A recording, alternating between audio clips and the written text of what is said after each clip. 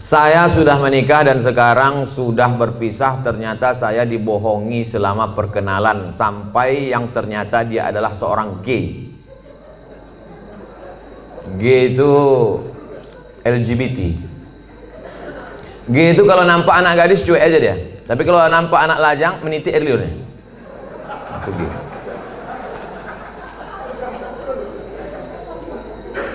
Yang paling banyak gay ini di Thailand. Makanya di sana ada musabaqah gay. Namanya Lady Boy. Muka lady, kaki boy. Yang paling hebat merubah buah-buah ini itu di Bangkok. Bisa dirubah orang itu jeruk itu manis luar biasa. Bisa dirubahnya apel, bisa dirubah genetika tanaman bisa mereka buat. Bisa itu limau jeruk manis itu tak berbiji dibuatnya. Tapi yang lebih hebat bisa orang pun tak berbiji dibuatnya. Itulah hebat. Luar biasa mereka. Ini gini. Oke, kita lanjutkan. Hati saya hancur Pak Ustaz. Jangankan ibu, saya pun ikut merasakannya. Coba, saya ini udah sampai pada level bisa merasakan perasaan orang lain. Bagaimana perasaan seorang perempuan dianggapnya inilah akan menjadi imam dia. Ternyata pas disuruh jadi imam, bang kau jadi imam, aku aja lah. Cuma perasaan dia. Dah. Mohon Ustadz beri doa membuat hati saya tenang dan ikhlas atas diri saya. Adakah yang terjadi di dunia ini di luar kuasa Allah? Saya tanya sekali lagi.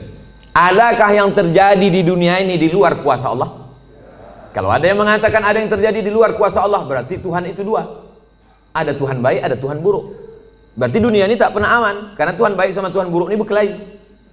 Lau kana fihi ma'alihatun illallah la fasadata. Seandainya di langit dan di bumi ini ada Tuhan selain Allah, maka sudah lama dunia ini hancur. Oleh sebab itu segala sesuatu terjadi atas kehendak dan kuasa Allah. Langkah, rezeki, pertemuan, maut, kuasa Allah. Itu maka kaca spion itu kecil dibuat. Kaca depan itu besar. Supaya apa? Supaya kita lebih banyak melihat ke depan daripada melihat ke belakang. Ada mobil yang kaca spionnya sebesar kaca depan? Tak ada. Masa lalu itu tengok sekali-sekali aja. Tengok, habis. Kita lebih banyak menatap masa depan. Begitu banyak masa depan di depannya.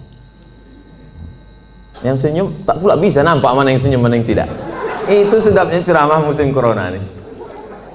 Oleh sebab itu Bapak Ibu yang dimuliakan Allah Subhanahu wa taala, yakinkan bahwa ini adalah sudah selesai, tatap masa depan, maka kita berharap, tidak ada tempat berharap kecuali kepada Allah. Kalau kita emosi, marah-marah, ngamuk-ngamuk, itu meledak-ledak. Marah itu apa definisi marah? Definisi marah itu adalah darah dalam jantung yang mendidih, menggelegak ke atas, mengamuk, mata memerah, bawaan emosi.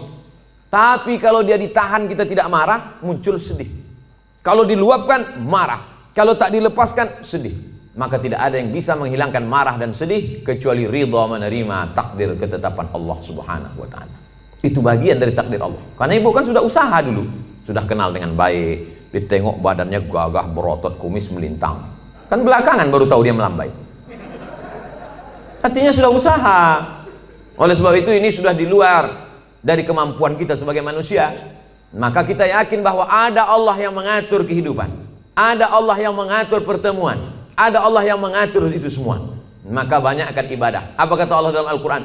Falya'budu rabb hadzal bait. Banyak-banyaklah kau beribadah kepada Allah. Kalau kau banyak beribadah kepada Allah, at'amahum min ju'. Kalau kau lapar dikasihnya kau makan. Wa amanahum min khauf. Kalau kau cemas dihilangkannya rasa cemas dari dalam hatimu.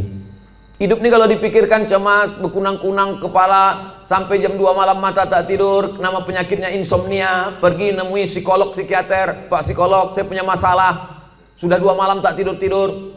Psikolog tuh ngangguk-ngangguk aja, psikiater tuh ngangguk-ngangguk aja, diambilnya kertas resep dikasihnya. Ini makan sebelum makan, ini makan setelah makan, ini makan setengah makan, ini makan 3 kali, ini makan 2 kali. Nengok itu bertambah pula beban kepala kita. Kalau hidup ini cuma untuk tidur aja, dikasihnya pil tidur. Begitu kita makan, hilang. Begitu dosisnya habis, kumat lagi. Tidak ada cara kecuali banyak beribadah kepada Allah. Idza sa'alta fas'alillah, minta tolong kepada Allah. Tapi ke Makkah nggak bisa Pak Ustaz. Saya mau berdoa di samping Ka'bah nggak bisa Pak Ustaz. Aqrabu ma yakunul 'abdu min rabbih wa huwa sajid. Orang paling dekat dengan Allah ketika sedang bersujud. Allahu Akbar.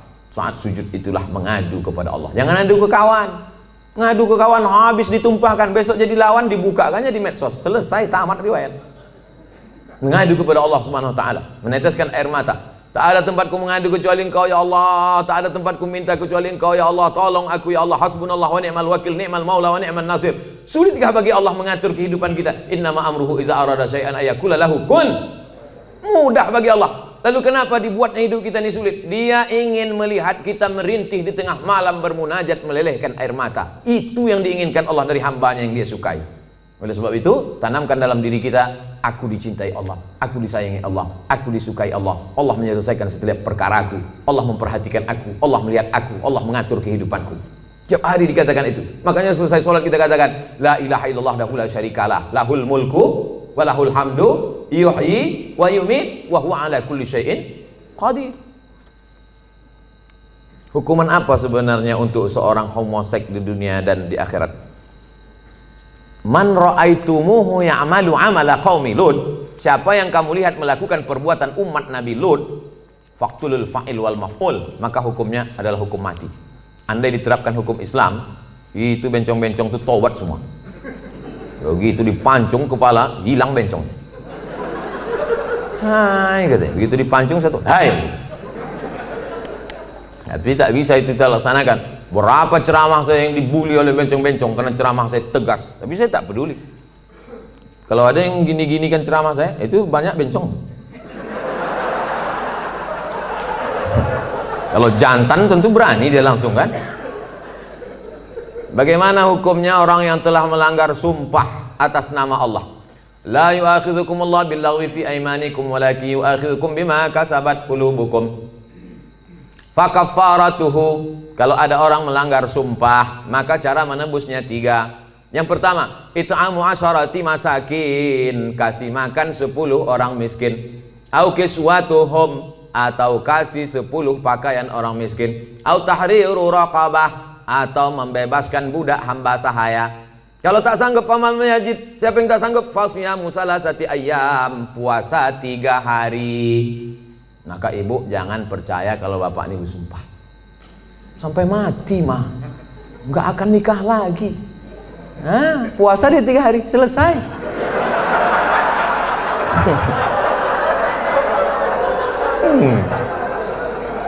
Jadi saya ketemu sama bapak-bapak. Ketemu saya bapak-bapak, Ustadz, aku dulu Pak Ustadz sudah bersumpah aku sama biniku, aku tak akan, walaupun kau mati meninggal dunia, aku tak akan nikah lagi sampai mati. Terus ini istri bapak, iya 3 hari dia meninggal, nampak aku yang lain katanya. Tapi bapak udah bersumpah, puasa aku 3 hari gitu. Hati-hati, mohon maaf Pak, aku bukakan pula ceritanya. Akhirnya kartu bapak tak bisa lagi dipakai kan. Itulah baiknya saya sama ibu-ibu. Apakah ada taubat bagi orang yang telah melanggar sumpah itu Pak Ustadz? Dia sudah memain-mainkan nama Allah. Maka menebus sumpah itu hanyalah sekedar menebus perbuatannya, tapi perbuatan dia. Salah satu la yanzurullahu ilaihim. Ada 3 orang yang tidak dipandang Allah pada hari kiamat. La yukallimuhumullah, tak diajak bicara oleh Allah. Walahum azabun alim. Mereka diazab dengan azab yang amat sangat menyakitkan. Siapa itu? Orang yang bersumpah palsu, terutama dalam berdagang. Berapa ini harganya? Aku tak ada ngambil untung, ini aku jual modal aja nih. Demi Allah, mana ada orang jual modal? Kau kalau bohong jalan 4 kali. Tak ada orang jual modal, pasti dia ngambil untung. Udahlah bohong, mau melakukan barang, itu tak dipandang Allah, tak dilihat Allah pada hari kiamat. Apalagi yang bersumpah-sumpah itu, pakai Quran pula tuh di atas. Saya bersumpah akan menjadi PNS, bersedia ditempatkan di seluruh Indonesia dari Sabang sampai Papua, bersedia 3 hari tempat sana, balik ngurus surat pindah. La ilaha illallah. Mudah-mudahan yang sudah bersumpah nih taubatnya diterima Allah SWT. Banyak juga.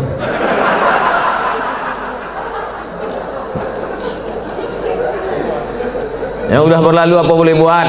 Illa man taba, kalau dia bertaubat, wa amana, beriman, wa amila amalan salihah, taubat nasuha, beriman dengan baik, beramal soleh. Ulaika yubaddilullahu sayyiatihim hasanat. Maka semua yang buruk-buruk, dosa-dosa yang jelek-jelek dulu, insya Allah diganti Allah dengan yang baik-baik. Taubat, taubat, taubat. Mandi, mandi taubat, macam mandi wajib, basah semuanya. Kalau tak ada air, keran mati, mati listrik, pergi ke Sungai Deli, terjun situ. Insya Allah kalau dapat yang dalam tuh bukan cuma dosa hilang, kau hilang sekalian. Setelah itu sembahyang sunat-sunat taubat, usolli sunnat taubat raka'ataini lillahi ta'ala, Allahu Akbar, iftitah, habis itu Fatihah, habis itu ayat terserah, apa terserah ayatnya. Qul huwallahu ahad, kata malaikat, kau sembahyang taubat pun qul huwallah juga. Panjanglah sedikit. Bagaimana keadaan orang yang melanggar sumpah jika dia meninggal sebelum taubat, Pak Ustadz? Orang yang mati berdosa, dalam keadaan membawa dosa, mati dia, maka dia masuk neraka dulu singgah, dicuci, diobok-obok dulu neraka. Panas neraka itu Pak Ustadz, diletakkan batu kerikilnya di tapak kaki, mendidih otak di kepala. Berapa derajat tuh Pak Ustadz? Udah begitu panasnya kau tanya lu gak lagi derajat? Ya belau ka'baihi, sampai ke mata kaki, yaghli bihadimauhu, hadis riwayat Bukhari, mendidih otak di kepala. Makanya selalu doa kita, Rabbana atina fid dunya hasanah wa fil akhirati hasanah wa qina azabannar. Insyaallah semua yang hadir ini masuk surga, tak singgah di neraka. Bagaimana pandangan Ustadz ketika seorang pemimpin bertutur kata tak santun, tak bertata krama kepada bawahannya, padahal hakikatnya seorang pemimpin itu harusnya bisa menjadi panutan bagi orang yang dipimpinnya.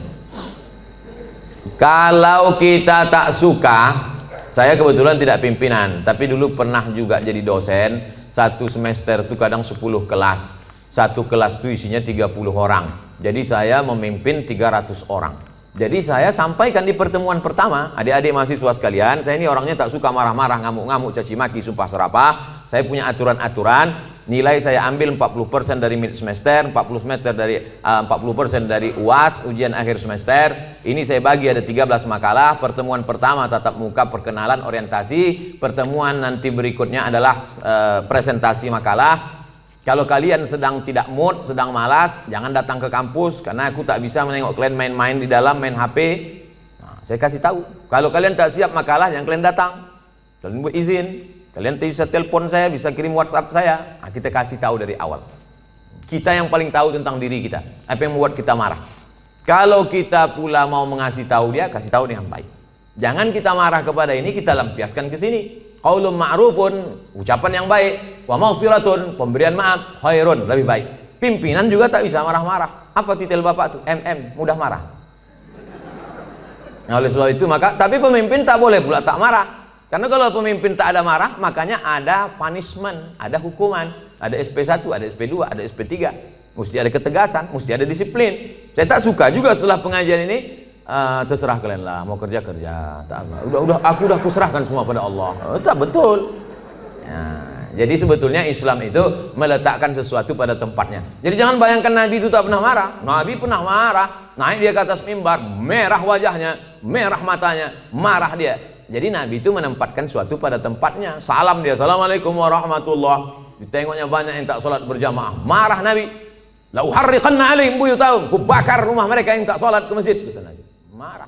Mana mungkin bakar gitu ucapannya tak marah. Siapa yang tak ke masjid ku bakar.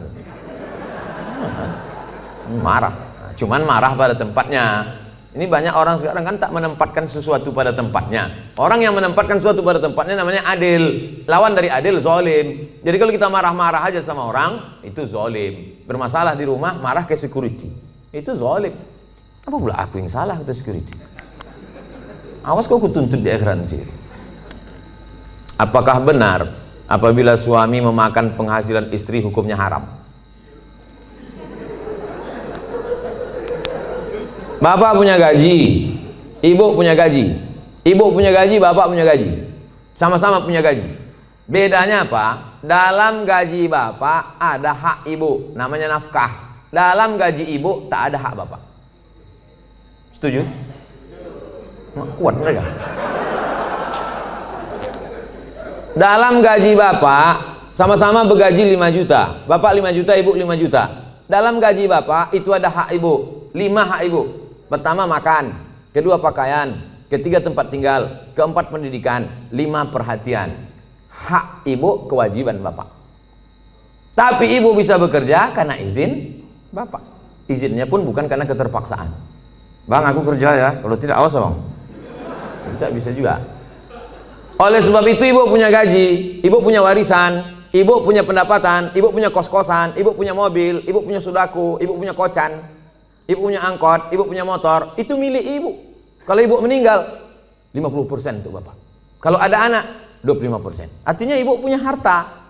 Lalu kemudian ketika ibu mau bersedekah, ibu tidak minta izin ke bapak. Sebetulnya ibu tak perlu minta izin karena itu punya ibu. Tapi ibu sebagai orang yang beretika, bermoral, berakhlakul karimah, ibu ngomong, kulo nuwun, kata orang Jawa, bang, aku mau menyantuni anak yatim di sana. Jadi duit gajiku ini ku pakai. Bapak tinggal ngangguk aja. Gitu. Dan ibu tak boleh bertentang tenteng. Kau mau kemana? Aku mau menyantuni anak yatim di sana. Coba kau tanya, ini kan gaji aku. Nah, pertanyaannya, apakah haram bapak memakan hasil gaji ibu itu? Harta bapak berpindah kepada saya sebab apa? Jual beli. Sebab apa? Pinjam meminjam. Sebab apa? Sodakoh. Sebab apa? Infak. Sebab apa? Wakaf. Bisa duit ibu itu berpindah ke bapak, apa sebabnya? Akadnya itu apa? Nah, sodakoh. Sodakoh dia. Udah nggak? Selesai itu udah. Bang, ini gajiku bang, ini duitku bang. Tapi kan aku tengok abang susah kali, ini ku kasih abang sedekah. Biar jangan apa kali ya bang, ini ambil.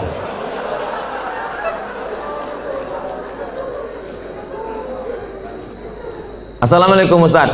Semoga Ustaz sehat-sehat. Amin. Mau tanya Ustaz, apa hukumnya orang tua yang tidak mengakikahkan anaknya? Apakah masih bisa apa hukumnya orang tua tak mengakikahkan anaknya? Kullu mauludin, setiap anak yang lahir rohinatun, tergadai. Jadi kalau mobil kita tergadai, STNK BPKB kita gadaikan, setelah ada duit kita tebus. Maka anak kita ini tergadai. Bagaimana cara menebusnya? Tulbahu anhu yauma sabi'ihi. Sembelihkan kambing hari ke-7. Yuhlaku, cukurkan rambutnya. Wa yusama, kasih nama. Nama yang baik-baik. Siapa nama anak kau? Alan Nuari. Kenapa itu kau kasih? Lahir di jalan bulan Januari.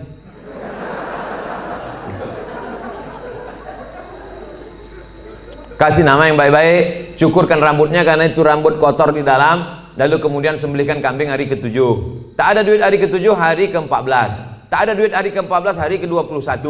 Lewat 21 tak usah tengok tanggal lagi. Setahun, 2 tahun, 3 tahun, 5 tahun, taman SD, taman SMP, taman SMA. Tapi kalau dia udah semester 2, hanya potong kambing aja. Tak usah potong rambut lagi. Tak pula diayun pakai marhaban.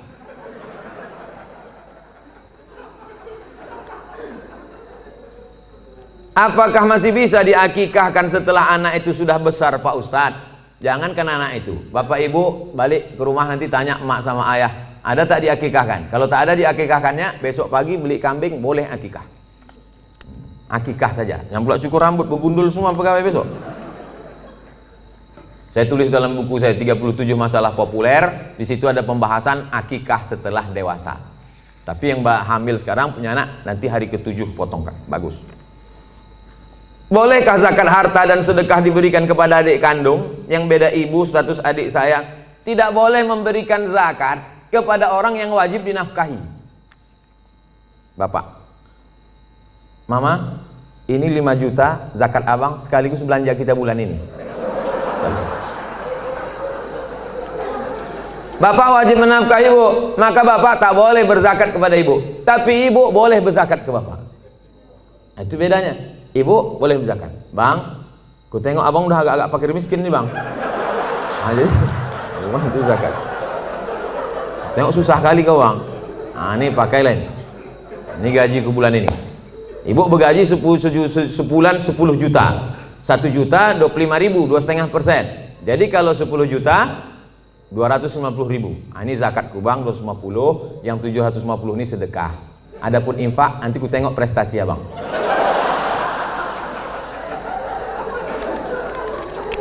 Nah, kaedahnya tak boleh berzakat pada orang yang wajib kita nafkahi. Tak boleh berzakat kepada anak. karena anak itu wajib kita nafkahi. Nah sekarang adik, apakah adik itu wajib kita nafkahi? Tidak.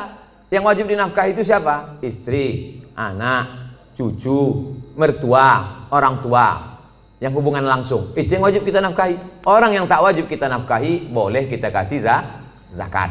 Kalau kita bersedekah pada orang jauh, nilainya 1 sedekah. Tapi kalau kita bersedekah pada orang dekat, nilainya 2. 1 sedekah, 1 lagi silaturahim. Tapi banyak orang tak mau sedekah ke keluarga dekat. Kalau sedekah sama orang lain, kok kenapa tak sedekah sama saudara? Payah saudara nih Pak Ustadz, dikasih sikit-sikit kali kata dia. Bagaimana menghadapi suami yang berselingkuh?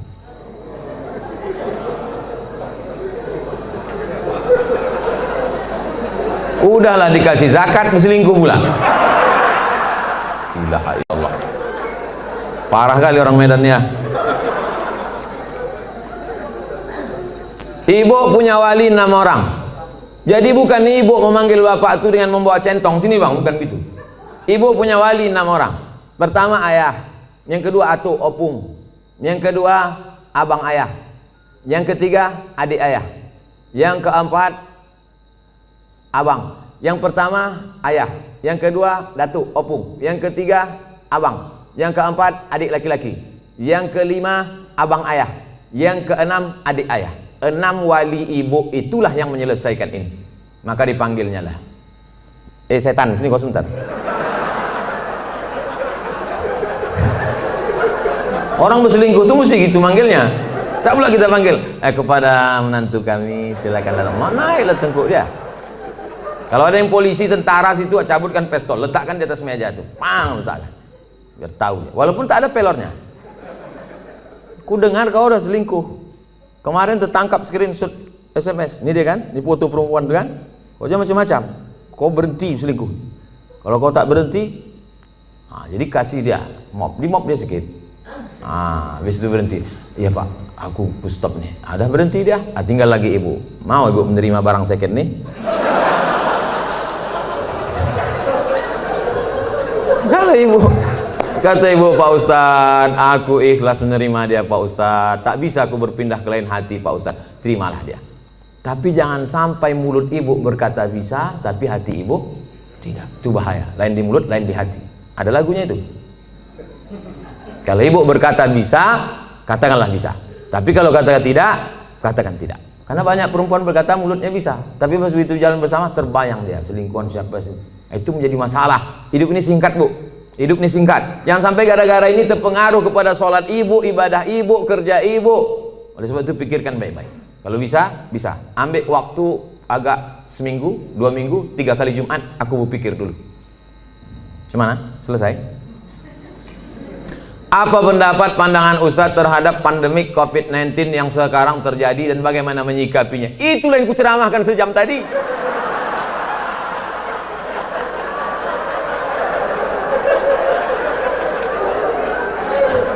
Itulah yang kucakapkan dari tadi.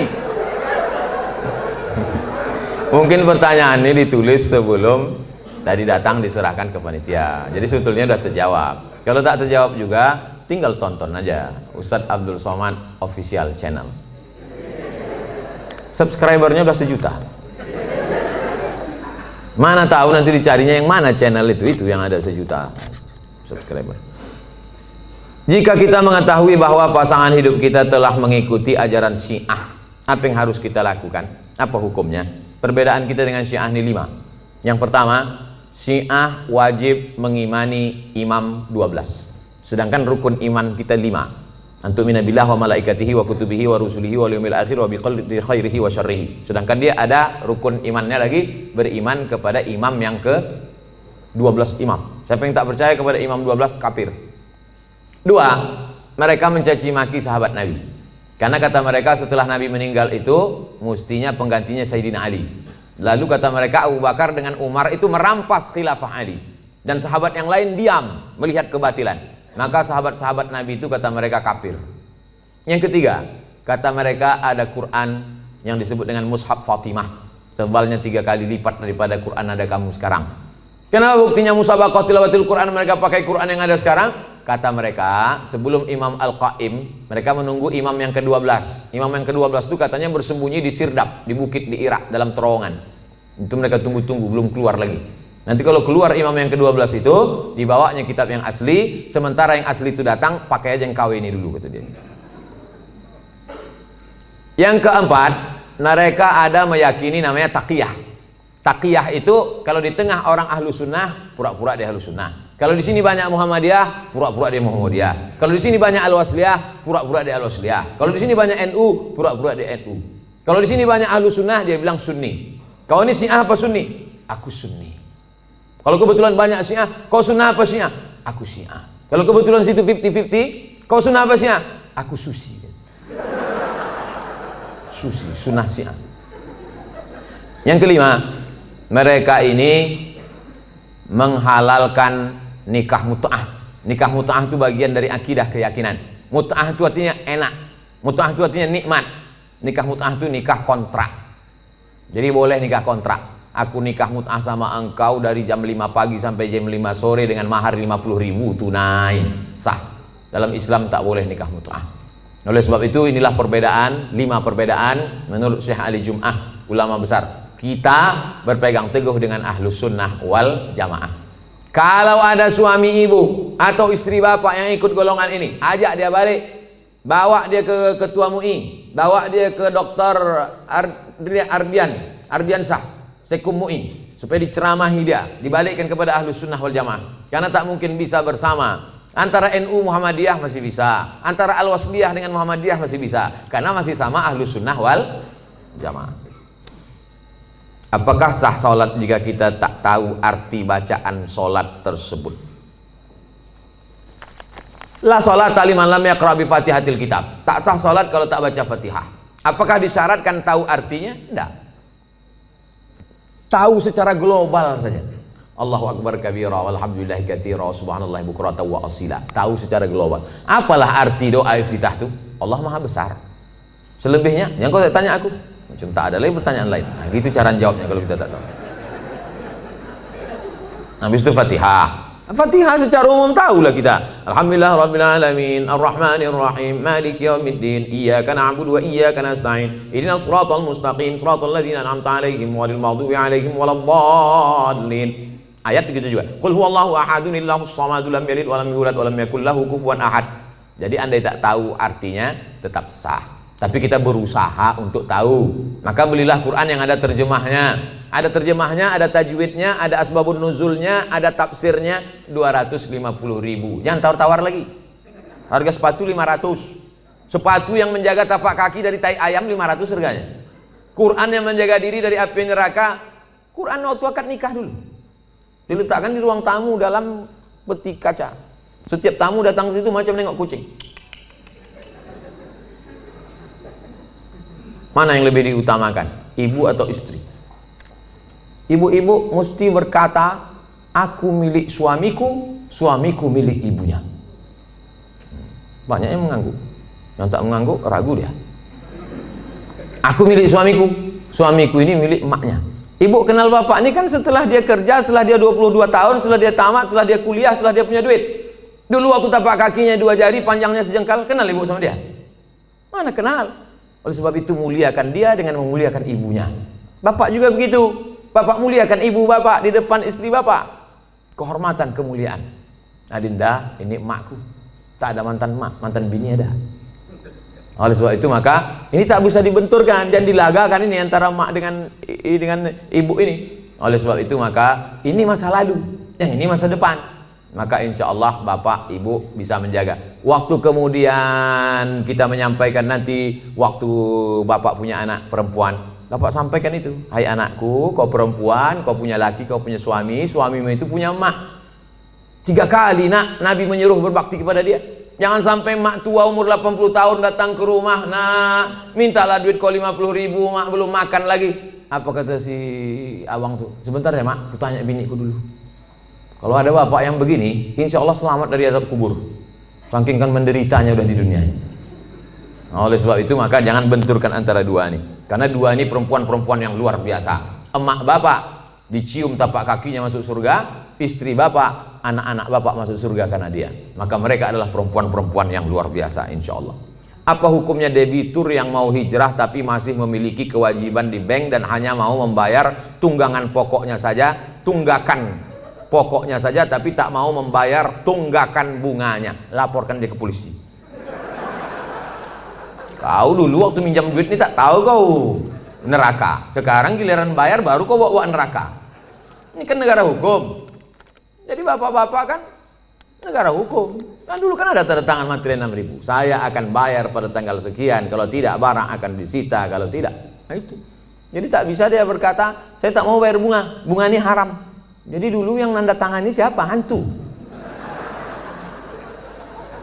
Jadi saya kasih tahu sama yang mau hijrah-hijrah, kalau kau mau hijrah, kau bom. Kalau kau takut ini riba, ada aset yang bisa dijual, ada kos-kosan, ada tanah, jual, bom kan ke sini, bam, selesai tutup, baru hijrah. Begitu caranya. Tak ada yang bisa kubom Pak Ustaz. Kalau kubom ini meledak semuanya, Hiroshima Nagasaki ini Pak Ustaz. Kau bayar aja cicilannya sampai lunas, bayar sampai selesai. Begitu, karena kita tinggal di negara kesatuan Republik Indonesia yang dipakai adalah hukum konvensional. Oleh sebab itu maka sesuai dengan perjanjian, bayar selesaikan. Kalau bisa dibom, bom. Kalau tak bisa, lunasi cicilan sampai habis. Pak Ustadz, bagaimana caranya supaya saya bisa ikhlas dan sabar karena ditinggal anak meninggal saat usia 4 tahun dan sudah hampir 4 tahun dia pergi, tapi sampai saat ini perasaan saya masih sedih dan selalu merindukannya. Apa saya kurang ikhlas? Nabi punya anak namanya Ibrahim, meninggal umur 18 bulan, menetes air mata Nabi, menangis Nabi. Makamnya di Ma'lah, samping makam Nabi, arah ke kiblat, samping Masjid Nabawi sebelah kiri. Amatardo ya Rasulullah, apakah kau tak ridho anakmu meninggal ya Rasulullah? Kata Nabi, aku ridho. Kalau kau ridho, kenapa kau menangis? Air mata kasih sayang. Makanya kalau sekedar menangis, jangan larang. Kalau ada ibu-ibu menangis, kata Nabi, da'hunna, biarkan mereka Umar, biarkan mereka menangis. Yang tak boleh itu meratap itu, oh Allah, nggak boleh. Selama lidah tak bergerak, selama tangan tak bergerak, hanya tetesan air mata boleh. Tapi kalau sudah mulut bergerak, mengapalah anakku, kenapa tak anak dia? Lalu kemudian, laisa minna man darabal khudud wa syaqqal juyub. Bukan umat Muhammad SAW siapa yang memukul-mukul pipi, menarik-narik rambut. Itu tak boleh. Tahan tangan, tahan lidah. Ini yang pertama. Yang kedua, tak ada yang bisa menenangkan hati ini selain zikir dan baca Quran. Asal teringat kepada anak buah hati belayan jiwa itu, buka Quran. Hatamkan Quran dari Al-Fatihah, Al-Baqarah. Buka Quran digital baca. Asal terasa rindu, ingat bayangannya segala macam, ingat Quran. Yang kedua, banyak sedekah. Sedekah ke masjid. Saya mengenal almarhumah emak sudah setahun 4 bulan, orang tua sampai hari ini, untuk menghilangkan itu tetap tak pernah lupa baca Al-Fatihah. Asal ingat untuk almarhumah Al-Fatihah. Begitu juga kirim Al-Fatihah, baca Quran, malam Jumat surat Al-Kahfi, tiap malam baca Yasin, untuk menghilangkan itu semua. Tak ada tempat kecuali minta kepada Allah Subhanahu wa taala. Yang ketiga, ada yang lebih sayang kepada dia daripada kita. Mana yang lebih sayang kepada anak kita itu? Kita atau Allah? Allah. Itu barang pinjaman, diambilnya. Kenapa kita marah? Inna lillahi wa inna ilaihi, itu punya dia. Ketika diambil, kenapa kita marah? Ini mimbar ini bukan punya saya, ini mikrofon ini bukan punya saya. Ketika diambil marah saya, berarti saya gila. Ini bukan punya saya, kecuali ini saya bawa dari rumah. Bukan punya kita. Maka yakinkan bahwa ada yang lebih sayang daripada aku. Yang keempat, berpisahnya hanya sekejap. Nanti ketika anak ibu ini disuruh Allah masuk ke dalam surga, apa kata anak itu? Ya Allah, aku hanya mau masuk ke surga dengan yang pernah melahirkan dan membesarkan aku. Disitulah ibu mendapatkan syafaat anak. Syafaat Nabi ada, syafaat malaikat ada, syafaat Quran ada, syafaat penghafal Quran ada, syafaat ulama ada. Ada syafaat anak kecil, ditariknya ujung kain jubah ibu masuk ke dalam surga bersama dia. Anak kecil itu di dalam surga membawa nampan-nampan tempat air minum, menuangkannya lu'lu'il maknun. Mereka itu seperti permata berkilau cahaya terbang ke sana kemari. Dia menjadi pelayan-pelayan surga karena mereka tak ada dosanya sama sekali. Yang kelima, ada yang lebih tinggi daripada amal soleh, zakat, puasa, infak, wakaf, haji mabrur dan jihad. Apa itu yang paling tinggi? Ridha. Orang yang sudah masuk surga itu ditanya Allah, kalian sudah dapat semua kenikmatan surga, apa yang belum? Ada satu ya Allah. Apa itu? Ridhakah? Kata Allah, yang dapat ridhaku cuma satu. Siapa dia? Orang yang ridha menerima ujianku. Ibu ridha menerima ujian ini, sabar ibu, maka ibu adalah orang yang masuk ke surga bersama anak itu. Mudah-mudahan kita semua sabar menerima ujian Allah Subhanahu wa taala. Amin. Ala hadhihi niyyah al-Fatihah. A'udzubillahi minasyaitonir rajim. Bismillahirrahmanirrahim. Alhamdulillahirabbil alamin. Arrahmanirrahim. Maliki yaumiddin. Iyyaka na'budu wa iyyaka nasta'in. Ihdinas siratal mustaqim, siratal ladzina an'amta 'alaihim ghairil maghdubi 'alaihim waladdallin. Amin. La tada' lana dzamban illa ghafartah. Pulang kami dari majelis ini dalam keadaan bersih dari dosa-dosa ya Allah. Wala aiban illa satartah. Tutupi cacat aib kami di hadapan-Mu, di hadapan manusia semua ya Allah. Wala maridan illa syafaitah. Ada yang sakit, maka sembuhkan dari penyakitnya ya Allah. Wala raghiban illa anjabatah. Yang belum punya anak, berikan anak yang soleh dan solihah. Wala mayitan ila rahimtah. Yang sudah meninggal dunia, lapangkan kuburnya, terangkan barzahnya, dan jadikan keluarganya termasuk orang yang sabar. Alladzina idza asabatuhum musibah. Ketika musibah itu datang, lidahnya berkata inna lillahi wa inna ilaihi raji'un. Ulaika alaihim salawatun min rabbihim wa rahmah wa ulaika humul muhtadun. Mereka yang mendapatkan rahmat kasih sayang Allah, mereka lah orang-orang yang mendapatkan hidayah. Allahumma dafa'na al-wala wal waba wal fasya wal riba wal zina wal munkar. Angkat malapetaka bencana, bil khusus wabah COVID-19 ini dari negeri kami, bil khusus dari Sumatera Utara ini ya Allah. Allahumma wafiqna lima tuhibbuhu wa tardah. Tanamkan taufik dan ridhamu dalam hati kami supaya kami beramal dengan amal yang Kau cintai dan Kau ridhai ya Allah. Allahumma rzuqnal istiqamata ala syariatil gharra wa tariqatil bayda. Berikan kami istiqamah supaya kami mati dalam keadaan husnul khatimah. Allahumma ja'al akhira kalamina inda intihai ajalina. Ketika ajal kami sampai, saat malaikat maut mencabut nyawa kami, jadikan yang terakhir keluar dari mulut kami la ilaha illallah Muhammadur Rasulullah sallallahu alaihi wasallam. Rabbana atina fid dunya hasanah wa fil akhirati hasanah wa qina adzabannar. Wa sallallahu ala sayyidina wa maulana Muhammad wa ala alihi wa sahbihi wasallam walhamdulillahi rabbil alamin. Taqabbalallahu minkum minna wa minkum taqabbal ya karim. Selama lebih kurang 90 menit kita bersama, banyak tutur kata menyinggung perasaan tak berkenan di hati. Saya mohon maaf kepada Bapak Dewan Komisaris, Bapak-bapak Direktur, para karyawan, pegawai semuanya. Insya Allah kita semua selalu menjaga iman dan Islam. Mohon maaf, terima kasih. Wassalamualaikum warahmatullahi wabarakatuh.